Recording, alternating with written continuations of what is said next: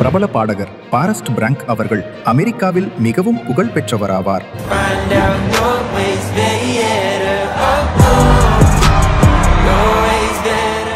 சமூக ஊடகங்களில் லட்சக்கணக்கான மக்களால் பின்தொடரப்படும் இவர் சமீபத்தில் சார்லி கிர்க் அவர்களின் மரணத்தை பற்றியும் ஆண்டவராகிய இயேசு கிறிஸ்துவை பற்றியும் பேசின காரணத்தினால் they're actually pretty biblically good. The reality is that Jesus Christ is the only way and he's coming back soon. 30,000க்கும் மேற்பட்டவர்கள் அவரை பின்தொடர்வதிலிருந்து விலகி உள்ளனர்.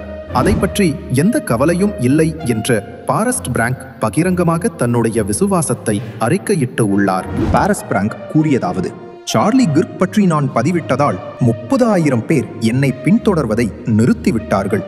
இயேசு கிறிஸ்துவே ஆண்டவர் என்று நான் சொன்னேன். 30,000 people unfollowed me because I posted about Charlie Kirk and I said that Jesus Christ is Lord. Good. I don't want you to follow me. I don't want you to track my music.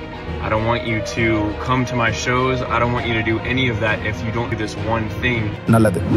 நீங்கள் என்னை பின்தொடர்வதை நான் விரும்பவில்லை. என் இசையை நீங்கள் கேட்க விரும்பவில்லை. நீங்கள் என் நிகழ்ச்சிகளுக்கு வருவதை நான் விரும்பவில்லை. இந்த ஒரு விஷயத்தை மட்டும் நீங்கள் செய்ய நான் விரும்புகிறேன்.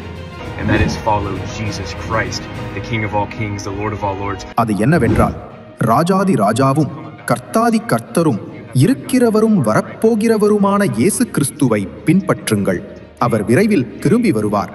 எனவே நீங்கள் உங்கள் இதயத்தை அவரிடம் ஒப்புக் கொடுத்து சரியாக பாவ மன்னிப்பை பெற்று மனந்திருந்துங்கள்.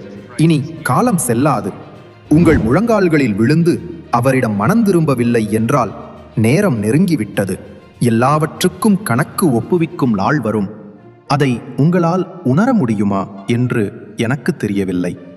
இனி எனக்கு கவலையில்லை. இயேசு கிறிஸ்து இங்கே இருக்கிறார். அவர் உங்களை நேசிக்கிறார் என்பதை நீங்கள் தெரிந்து கொள்ள வேண்டும் என்று நான் விரும்புகிறேன். I don't care anymore. I just want you to know that Jesus Christ is here and he loves you.